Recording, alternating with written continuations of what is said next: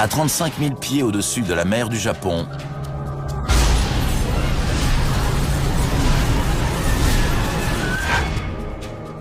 KAL-007, inaudible.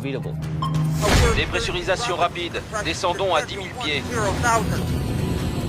des pilotes ont perdu le contrôle de leur avion.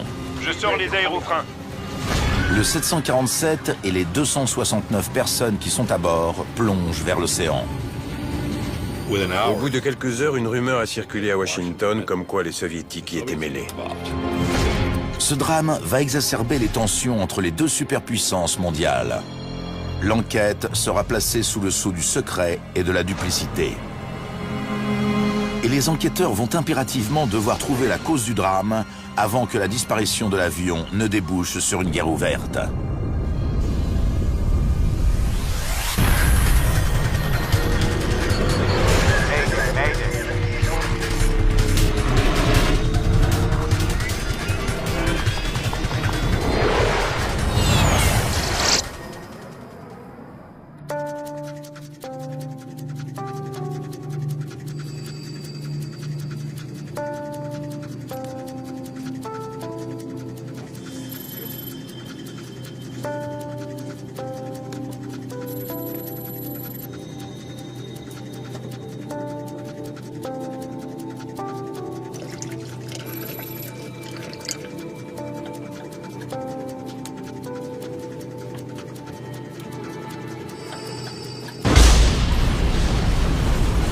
Descente d'urgence.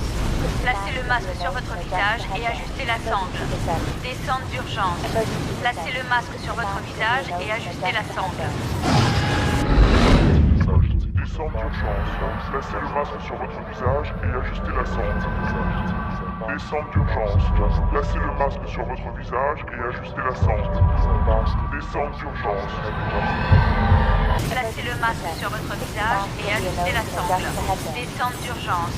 Placez le masque sur votre visage et ajustez la sangle.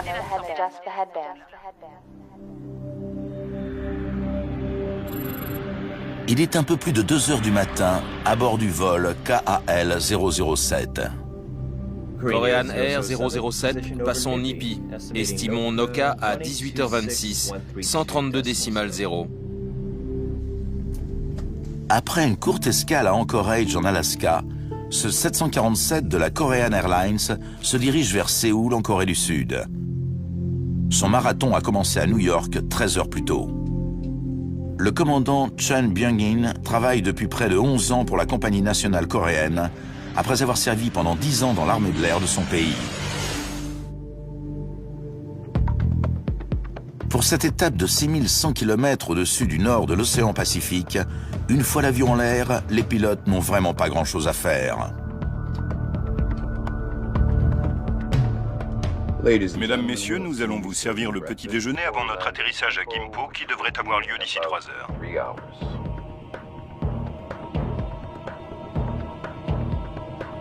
Une bonne partie des passagers comptent prendre une correspondance à Séoul.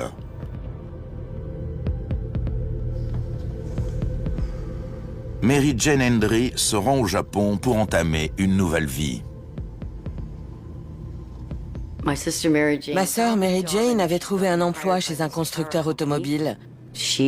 Elle avait exactement le profil que cette société recherchait à Tokyo. Donc elle s'en allait pour une nouvelle étape de sa carrière. Dallas 1098, contactez-nous. Un quart d'heure derrière se trouve un vol qui fait le même parcours, le KAL-015. KAL-007. Parlez KAL-015. Qu'est-ce que vous faites? Les équipages discutent pour passer le temps. On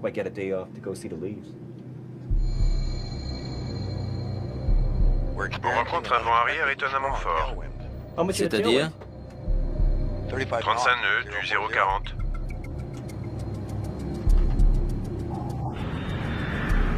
Afin d'économiser du carburant, les pilotes du vol 007 décident de prendre de l'altitude. Tokyo Centre, KAL-007. KAL-007, Tokyo. KAL-007, demandons de monter au 350. Attendez.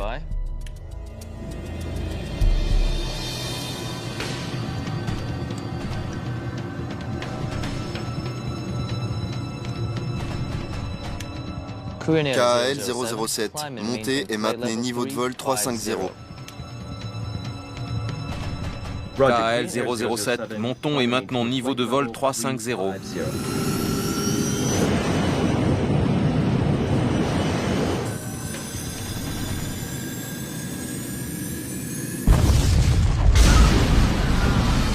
Mais à cet instant, l'avion devient incontrôlable. C'était quoi? Réduction des gaz.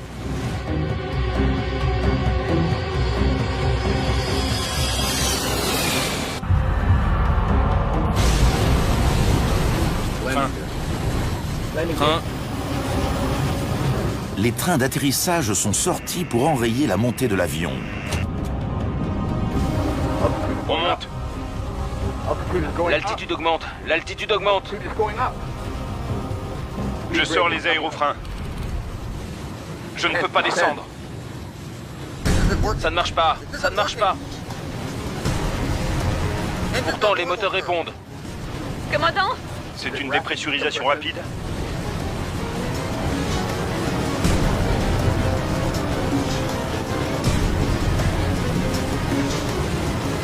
Tokyo Centre, Korean Air 007. KAL 007, Tokyo. Dépressurisation rapide. Descendons à 10 000 pieds. KAL 007, inaudible.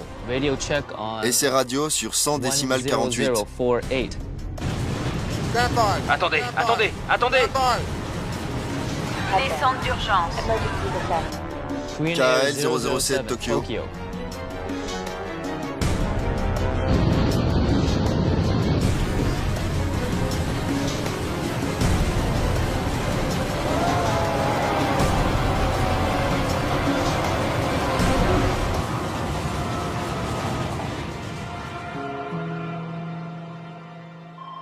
Le vol 007 de la Korean Airlines et les 269 personnes qui se trouvaient à bord ont disparu. KAL 015, pouvez-vous contacter KAL 007 et me transmettre sa position? Tous les efforts pour contacter le 747 restent en vain. Le contrôle aérien de Tokyo appelle d'autres stations radars au Japon et en Corée. Je n'arrive pas à joindre KAL 007. Un appel est même passé à une station radar en Union soviétique.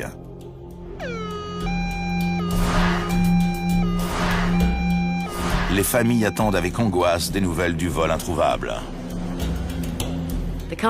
L'entreprise pour laquelle Mary Jane allait travailler avait téléphoné et découvert que l'avion dans lequel elle voyageait n'était pas arrivé. L'appareil avait peut-être eu un problème, mais à ce moment-là, on ne savait pas grand-chose. L'inquiétude régnait. Il avait peut-être atterri, il s'était peut-être écrasé. Et au bout de quelques heures, une rumeur a circulé à Washington comme quoi les soviétiques y étaient mêlés. Tandis que le monde entier attend de savoir ce qui est arrivé, les autorités militaires américaines font une découverte terrible.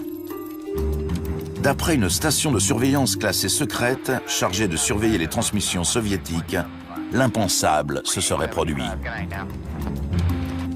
Au moment où le vol 007 a disparu, les GI écoutaient ce qu'ils ont cru être une mission d'entraînement de routine de l'armée soviétique. Suite à une violation de la frontière, détruisez l'objectif.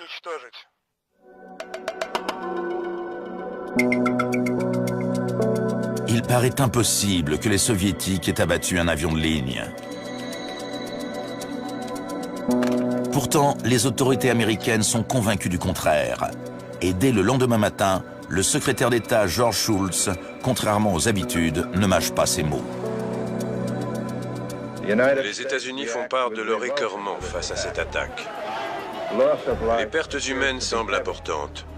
Et nous ne voyons aucune excuse à cet acte épouvantable. C'était impossible. Comment ça, mort? Il y avait forcément une raison. 1983 marque un des temps forts de la guerre froide. Réunis par l'idéologie communiste, l'URSS et une bonne partie de l'Europe de l'Est sont sous la férule implacable de Moscou, qui se livre à une lutte politique à couteau tiré avec l'Ouest. Les relations étaient mauvaises, mais personne ne savait à quel point. Dans un premier temps, les autorités soviétiques nient toute responsabilité. Selon Moscou, l'avion devait être intercepté, mais il avait continué sa route. Ça a été la première version. Bientôt pourtant, le Kremlin change de tactique et joue carte sur table. Un avion à réaction soviétique a bel et bien abattu le 747, mais son attaque était justifiée. Cet appareil effectuait une mission d'espionnage, peut-être avec des caméras, des appareils d'enregistrement. D'après l'Union soviétique, le vol 007 évoluait sur ordre de la Maison-Blanche dans un espace aérien interdit. À leur tour, les Américains démentent, affirmant que l'avion coréen effectuait un vol comme un autre. L'incident ne fait qu'aggraver les tensions entre les deux blocs. Le moment où on s'est le plus approché d'une véritable guerre, ça a été cette année-là, avant et après l'incident, lorsque les deux camps, mais surtout les soviétiques, s'attendaient à une attaque. La tragédie de la KAL compromet les négociations de l'OTAN sur le désarmement. Et quand les soviétiques finissent par claquer la porte, la menace nucléaire se rapproche dangereusement. Dans ces circonstances, le besoin d'une enquête impartiale est des plus pressants. C'est pourquoi l'ONU fait appel à l'OACI, l'Organisation de l'aviation civile internationale. L'OACI pouvait mener une enquête sans parti pris, avec une équipe capable de traiter avec les intéressés en toute neutralité. Kai Frostel fait partie de cette équipe internationale chargée de faire toute la lumière sur la destruction du vol 007. Face au regain de tension entre les deux superpuissances, les enquêteurs font l'objet d'une forte pression pour apporter rapidement des réponses.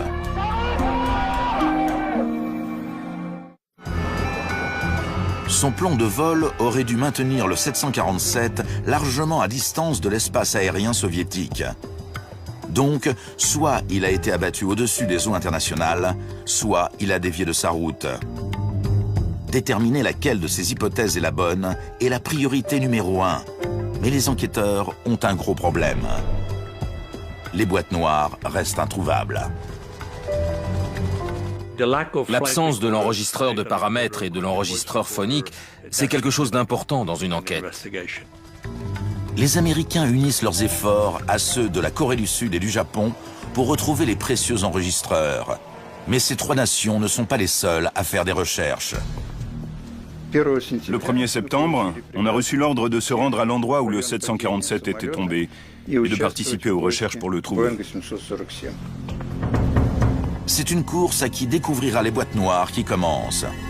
Les Américains ne connaîtront peut-être jamais la vérité si les Soviétiques mettent la main dessus avant eux.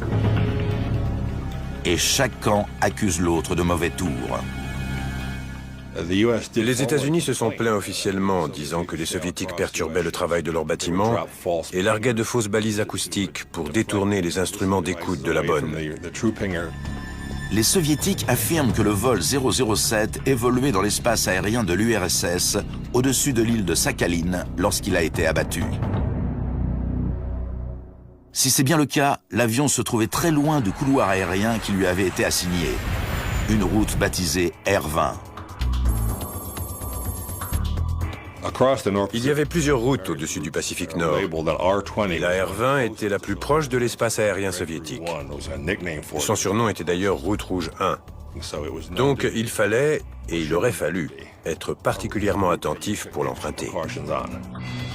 Les enquêteurs découvrent un premier indice qui les incite à croire que si les pilotes volaient dans une zone interdite, c'était à leur insu. Les coordonnées qu'ils transmettaient montraient qu'ils respectaient leur route. D'après l'aiguilleur du ciel de Tokyo, le dernier individu à être entré en contact avec le vol 007, tout semblait normal. Korean Air 007 passe son NIPI, estimons Noka à 18h26, 132 décimales 0. L'équipage avait déclaré se trouver sur la R20. Mais comme tous les avions au-dessus du Pacifique, le vol 007 se trouvait hors de portée des radars de Tokyo. Le contrôleur ne pouvait donc se fier qu'aux pilotes pour connaître leur position. Se sont-ils trompés à ce sujet? Cette hypothèse semble de plus en plus probable lorsque les enquêteurs interrogent l'équipage du vol 015 qui se trouvait juste derrière l'avion disparu. Et votre discussion avec le 007? Le commandant de bord se rappelle une conversation étrange qu'il a eue avec ses collègues. On rencontre un vent arrière étonnamment fort. C'est-à-dire? 35 nœuds du 040. On a un vent de face de 50 nœuds. Il aurait pu l'avoir ici? Il est presque impossible qu'un avion ait subi un vent arrière et l'autre un vent de face. Donc, quelque chose ne colle pas. Mais en l'absence des boîtes noires, les enquêteurs n'ont aucun moyen de vérifier la position réelle du vol 007 au moment de cet échange radio.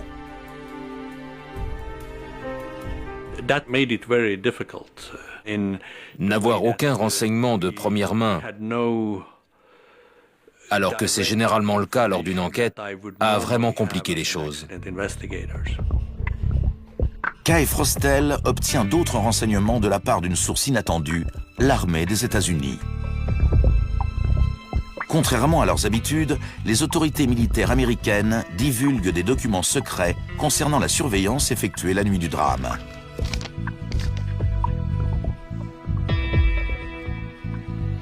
Une technologie alors secrète, l'utilisation du radar en mode passif, permet de suivre le parcours de tous les aéronefs civils et militaires autour de la planète. Et ce qu'elle révèle au sujet du vol 007 est des plus surprenants. L'avion a fortement dévié de sa route. Pendant presque tout son parcours au-dessus du Pacifique, il a dévié vers le nord. Au moment où il a été abattu, il était à 305 000 nautiques, soit 560 km, de la position à laquelle il aurait dû se trouver. Et il était déjà entré et sorti du territoire soviétique une première fois. Le Kremlin n'a donc pas menti. C'est alors posé la question de savoir pourquoi il avait autant dévié de sa route. Pour répondre à cette question, les enquêteurs s'intéressent au système de navigation inertielle du 747, baptisé INS.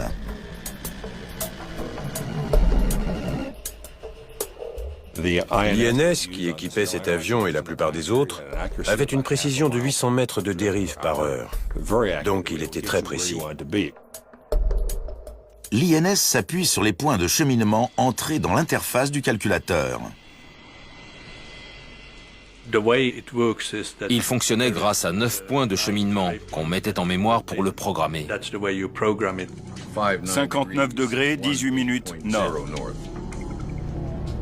En gros, ces points sont des coordonnées GPS dont le nom est constitué d'un seul mot comme Bethel, Neva ou Nipi. L'INS du vol 007 aurait dû être programmé pour suivre ses repères électroniques afin de rallier Séoul. 18 minutes nord. À 8h49, tournez au 270. Y a-t-il eu un changement de plan de vol de dernière minute? Kay Frostel écoute les discussions entre les pilotes et la tour, enregistrées avant le décollage d'Anchorage. 73, virez à droite. Korean Air 007, montons et maintenons niveau 310. 73, virez à droite. Ça a été la routine la plus complète du début à la fin. Rien n'est sorti de l'ordinaire lors du décollage, du roulage ou de la préparation du vol. Après avoir quitté l'Alaska, le 747 entame la traversée du Pacifique comme prévu, mais ne passe pas par le premier point de cheminement. En fait, il dévie de sa route pendant plus de 5 heures. Et les espoirs de comprendre pourquoi s'estompent. Au bout de 10 semaines, les enregistreurs n'ont toujours pas été retrouvés et les recherches sont arrêtées.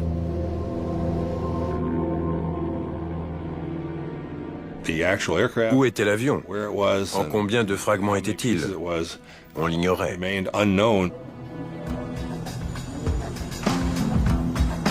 L'enquête étant dans l'impasse, Kay Frostel s'adresse à l'avionneur. Les États-Unis et Boeing ont proposé de simuler la route que l'avion avait a priori empruntée.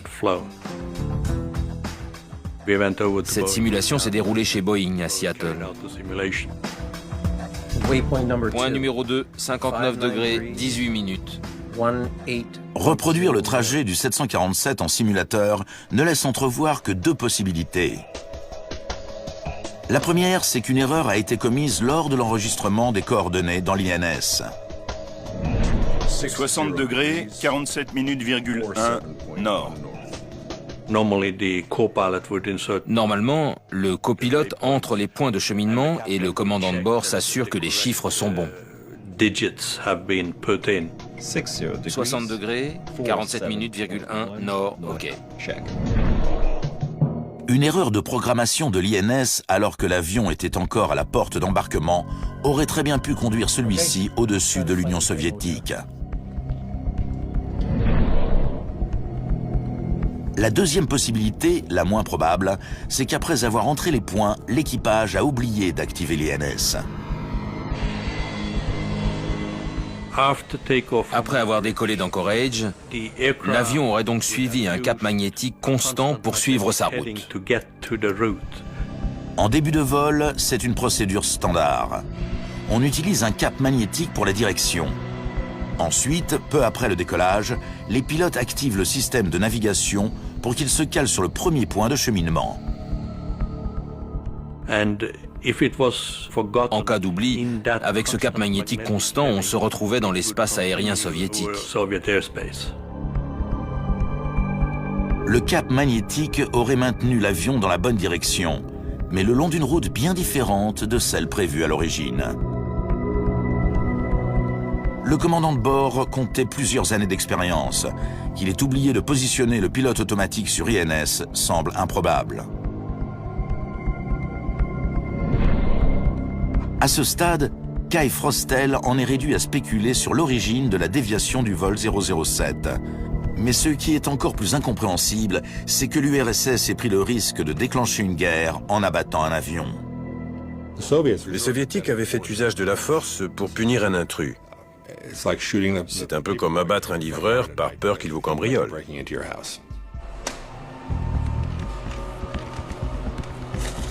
Qu'est-ce qui a bien pu provoquer une réponse aussi brutale?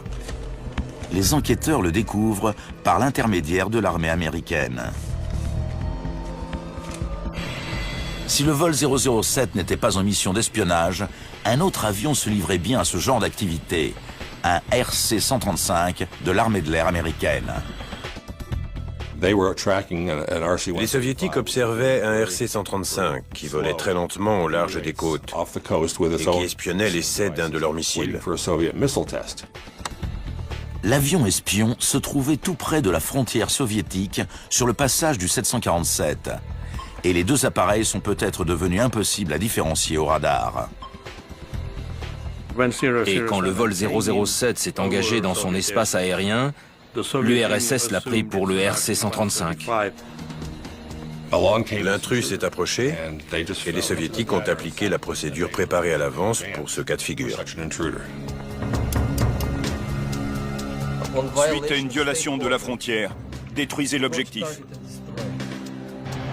Pourtant, des questions troublantes subsistent. Le pilote de chasse s'est-il approché suffisamment pour voir son objectif? Savait-il qu'il s'agissait d'un avion de ligne? L'OACI demande à parler au pilote Gennady Osipovitch, mais les Soviétiques refusent. Et pour l'heure, ces questions restent sans réponse. En décembre 1983, moins de 4 mois après les faits, l'OACI publie un premier rapport d'enquête. Malgré l'absence de preuves matérielles, il conclut que le vol KAL-007 s'est retrouvé dans l'espace aérien soviétique suite à une erreur d'utilisation du système de navigation, erreur imputable au pilote. C'était l'hypothèse la plus plausible en fonction de notre travail et des renseignements dont on disposait en 1983. Résumer tout ça au fait que l'avion s'était retrouvé là par hasard, ça n'était pas la réponse qu'on attendait. Et on pensait qu'il y avait encore matière à enquêter. Mais la clé du mystère est enfermée dans les boîtes noires de l'appareil qui ont disparu en mer.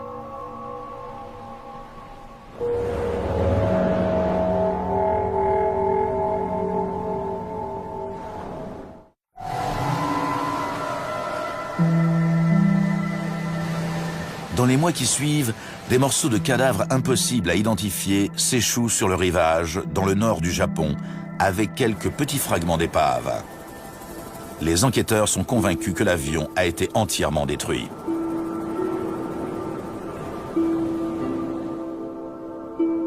On ignore où sont leurs corps, mais des vêtements et les papiers d'identité de ma sœur ont été retrouvés sur une plage du Japon. Au moins, avec ces papiers, il nous reste quelque chose d'elle. Comme les familles des victimes, les enquêteurs ignorent où le 747 s'est écrasé. Mais certains individus, eux, le savent.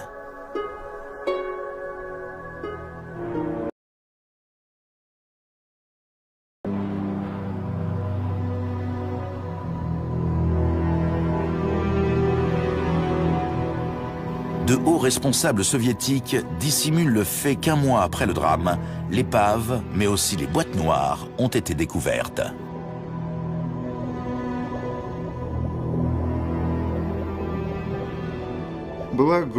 Il s'agissait d'un gros tas de débris. On a fouillé dedans à main nue jusqu'à ce qu'on tombe sur les boîtes noires. Elles étaient là toutes les deux.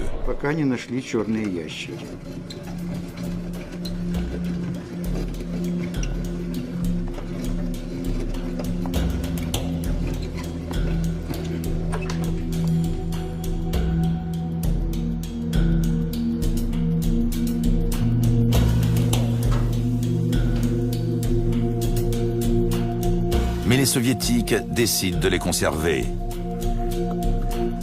Les renseignements qu'elles contiennent sont mis sous clé.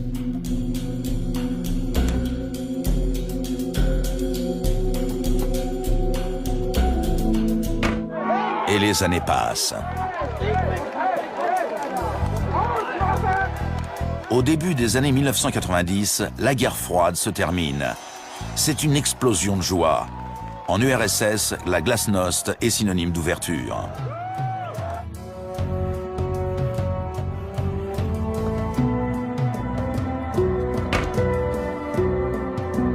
Désireux de faire table rase du passé, le nouveau gouvernement fait un geste.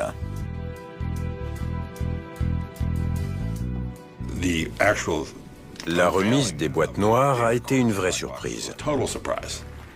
Et les renseignements qu'elles contenaient pouvaient apporter des réponses. Je savais qu'elle me donnerait des éléments. Je voulais découvrir les faits à l'aide des bandes et comparer ce qui s'était passé avec ce qu'on avait écrit en 1983. En 1992, lors d'une cérémonie officielle organisée à Séoul, le président de la Fédération de Russie, Boris Eltsine, restitue les boîtes noires. Un général du KGB m'a contacté et il m'a dit « Vous ne me connaissez certainement pas, mais c'est moi qui gardais les enregistreurs depuis 10 ans. Ils étaient dans le coffre de mon bureau. Je savais que c'était un secret de portée internationale et ça m'ennuyait terriblement. Chaque jour, en arrivant au bureau, je regardais le coffre et je savais que les enregistreurs étaient à l'intérieur. » Et il a ajouté « Vous ne le comprendrez peut-être pas, mais c'est le plus beau jour de ma vie. »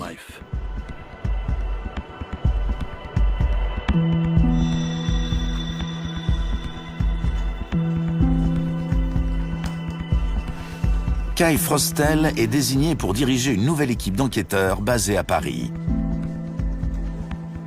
Signe que les temps ont changé, le russe Vladimir Kaufman, spécialiste de l'avionique, est intégré à l'équipe.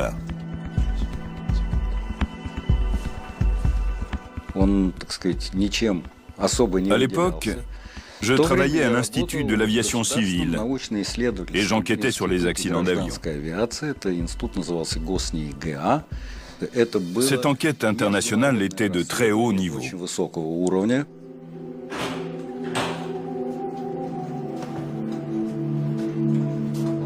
La première priorité, c'est de s'assurer de l'authenticité des boîtes noires.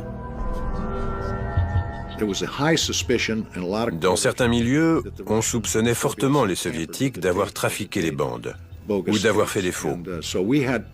Donc, on a dû valider à 110% l'authenticité de ces éléments.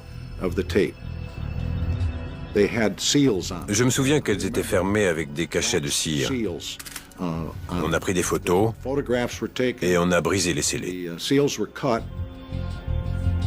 Les enquêteurs confirment que l'enregistreur phonique remis par les Russes est bien celui qui équipait le vol 007. Il a été ouvert, examiné, et les numéros de série et de modèle ont été vérifiés. Certains de disposer des bonnes boîtes noires, les enquêteurs doivent ensuite s'assurer qu'elles n'ont pas été falsifiées. Mais là, très vite, des soupçons apparaissent. Au nettoyage, les enquêteurs ont remarqué qu'il y avait eu des cassures et que la bande avait été remontée. Il n'est pas rare qu'une bande casse lors de l'impact, mais la méfiance à l'égard de l'ex-URSS est encore fermement ancrée. Tout d'abord, les enquêteurs ont examiné les collures, là où la bande avait cassé, avec un appareil à fort grossissement. C'est une technique utilisée par les Français et que je n'avais jamais vue utilisée aux États-Unis, la photoanalyse. Avec un fort grossissement optique, on peut visualiser les ondes magnétiques. Ces analyses confirment qu'aucune donnée n'a été ajoutée ou retirée de la bande de l'enregistreur phonique lors des collures. 565, redonnez température. Les enquêteurs peuvent enfin écouter l'enregistrement en sachant que chaque mot entendu sera authentique. Quoi? C'est déjà l'heure du petit déjeuner? Vous voulez manger? Plus tard. Mais ils n'entendent que les banalités échangées par les pilotes. Il y a un bureau de change à l'aéroport? Pour changer quoi? Des dollars en won. Dans l'aérogare des vols nationaux. 52010, intercepté 737. Rien ne laisse supposer que l'équipage était en mission d'espionnage. Il s'agissait de discussions banales, donc soit ces gars étaient des comédiens de talent, soit ils n'avaient aucune idée de l'endroit où ils se trouvaient, et je pense malheureusement que cette deuxième hypothèse est la bonne.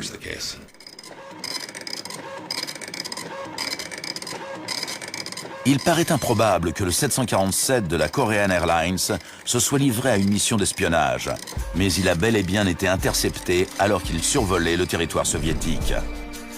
Presque depuis le début, les enquêteurs soupçonnent l'équipage soit d'avoir mal programmé le système de navigation, soit de l'avoir calé sur le mauvais mode et de l'avoir laissé sur le cap magnétique constant. L'enregistreur de paramètres permet d'en avoir le cœur net. Cet enregistreur nous a révélé que l'avion est resté sur un cap magnétique constant depuis son décollage d'Anchorage jusqu'à la fin. Il n'en avait pas du tout dévié.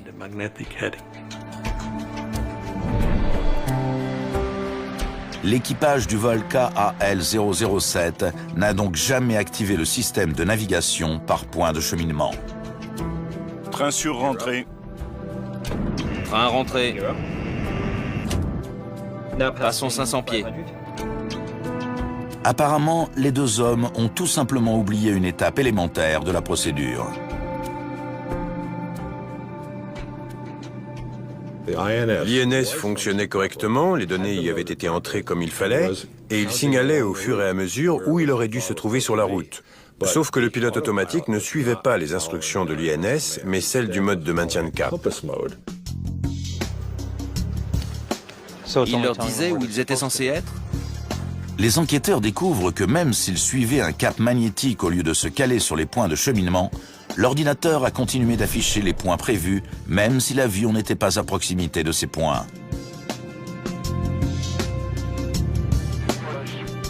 Korean Air 007, passons Nipi. Estimons Noka à 18h26, 132 décimales 0.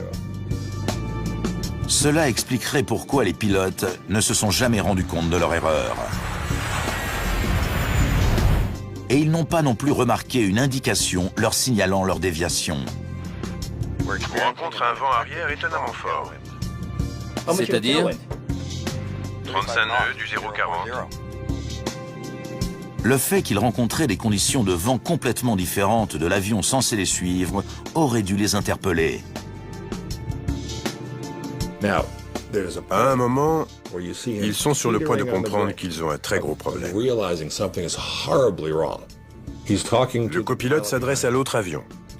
Il apprend que les vents sont presque opposés à 180 degrés et il y a un blanc. John est pilote, et quelque part dans sa tête, il se dit que c'est bizarre. Il se demande si c'est un détail qu'il doit creuser, mais il ne le fait pas. Et ça revient à se braquer un pistolet sur la tempe. Il s'agit donc bien d'une erreur humaine. En pleine nuit, un équipage désinvolte avec un ordinateur mal programmé ne s'est pas rendu compte qu'il déviait de sa route.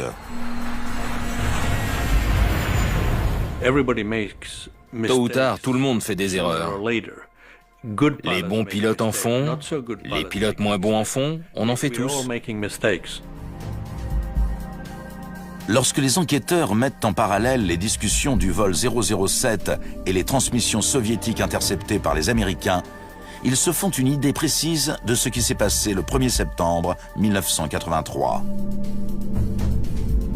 Les pilotes se croient sur la bonne route, mais après 3 heures de vol, leur cap magnétique les a conduits dans l'espace aérien soviétique au-dessus du Kamtchatka. Les soldats soviétiques, eux, observent l'avion espion américain. Il y avait bel et bien un avion espion américain. Il y avait donc 2 appareils qui se ressemblaient. Et lorsque celui de la Korean Airlines a franchi la frontière, il a été pris pour l'autre. Tandis que les passagers dorment, la chasse soviétique décolle pour l'intercepter.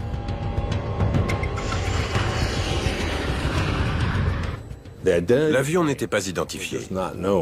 Certains indices montraient qu'il s'agissait d'un avion de ligne qui s'était égaré, d'autres qu'il ne pouvait pas s'agir du RC-135, mais ce soir-là, les Soviétiques n'ont pas eu le temps d'y réfléchir. L'objectif approche à grande vitesse de la frontière.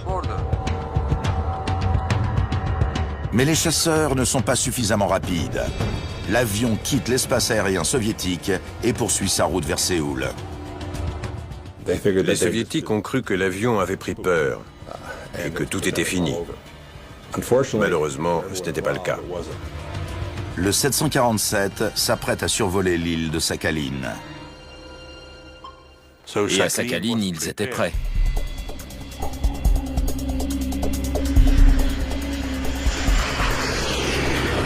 Le vol KAL-007 pénètre pour la 2e fois dans l'espace aérien soviétique. Mesdames, Messieurs, nous allons vous servir le petit déjeuner avant notre atterrissage à Gimpo, qui devrait se dérouler d'ici 3 heures. L'objectif approche à grande vitesse de la frontière. Objectif sur votre cap. Je l'ai en visuel et à l'écran. Le commandant Gennady Osipovitch, le chef de patrouille, repère l'avion à l'œil nu. Tir de sommation au canon. Mais les coups de feu passent inaperçus.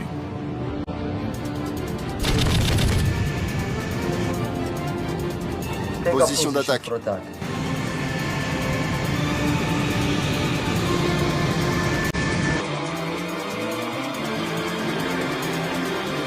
Détruisez l'objectif. Compris, missile déjà verrouillé. Tir effectué.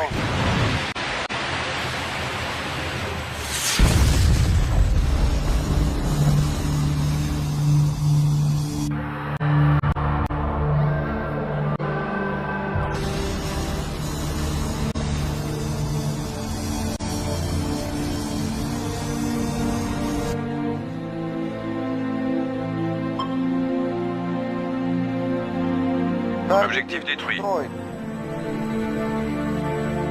Le pilote de chasse a pris le 747 pour un avion espion. Et Gennady Osipovitch devra attendre près de 10 ans avant de pouvoir raconter sa version de l'histoire.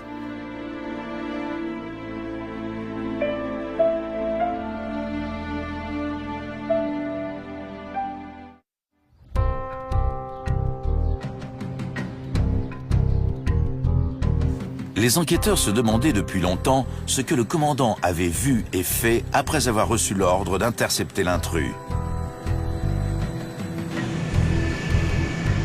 Après l'effondrement du régime communiste, le pilote de chasse est enfin en mesure de raconter ce qui s'est passé.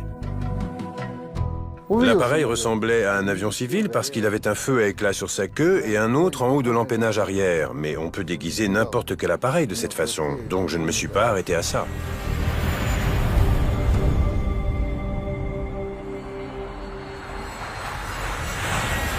Tir de sommation au canon.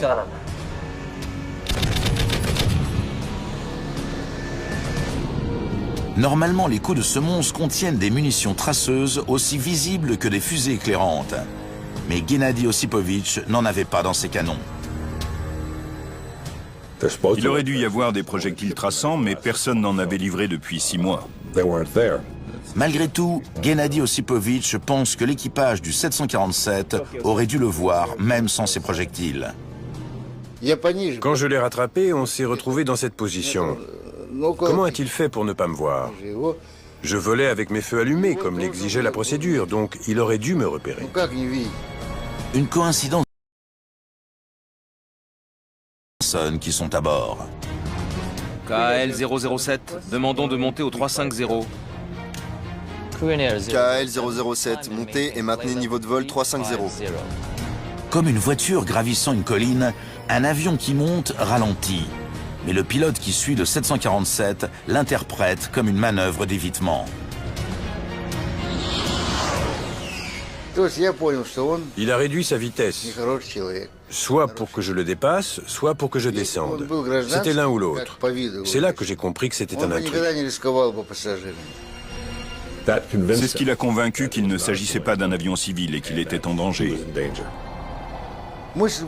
Je n'ai pensé qu'à le rattraper et à l'arrêter. C'était pour ça qu'on s'entraînait. Je l'ai laissé reprendre du champ et j'ai viré sur mon aile pour augmenter la distance entre nous. Sinon, mes missiles n'auraient pas pu se verrouiller. Il doit agir vite, parce que l'avion approche des eaux internationales. Position d'attaque. Compris, missile déjà verrouillé. Tir effectué. Gennady Ossipovitch tire 2 missiles RR qui filent à 2000 km/h en direction de l'avion de ligne.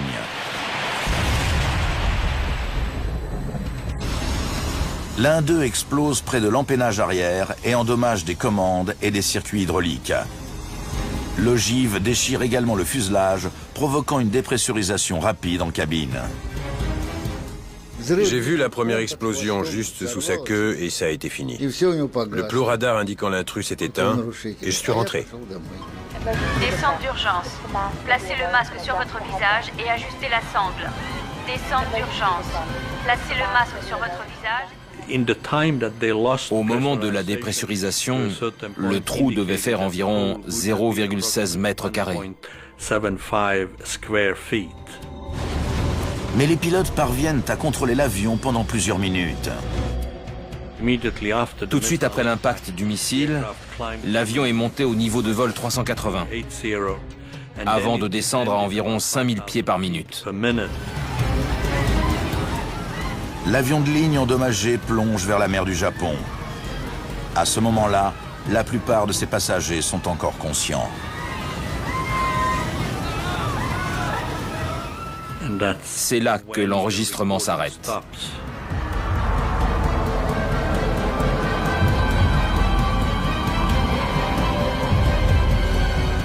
On en a conclu que la cellule s'est certainement disloquée à ce moment-là.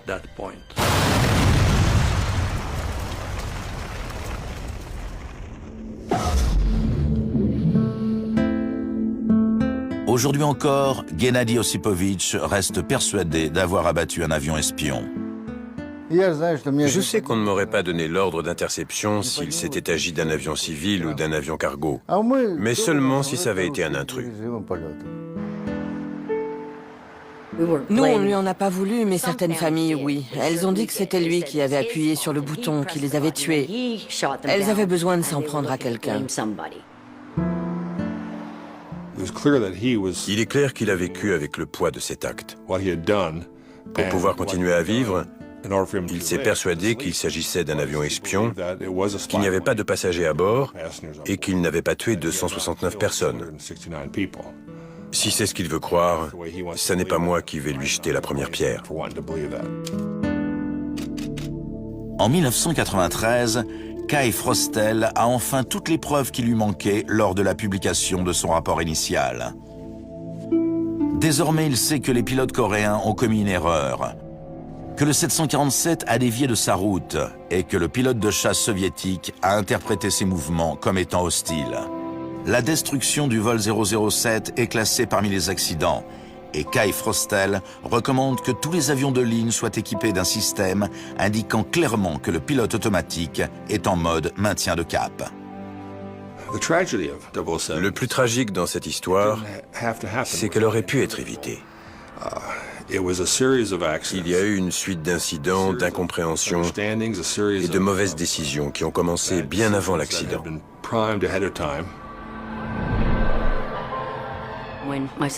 Quand ma sœur m'a dit au revoir à l'aéroport, elle m'a serré très très fort dans ses bras. Et je lui ai dit, Mary Jane, j'ai l'impression qu'on ne va plus jamais se revoir. Le vol KL-007 a eu un impact énorme sur moi. Il est resté dans mon cœur. Il m'a beaucoup attristé. Depuis toutes ces années, je pense aux familles et je leur adresse mes condoléances.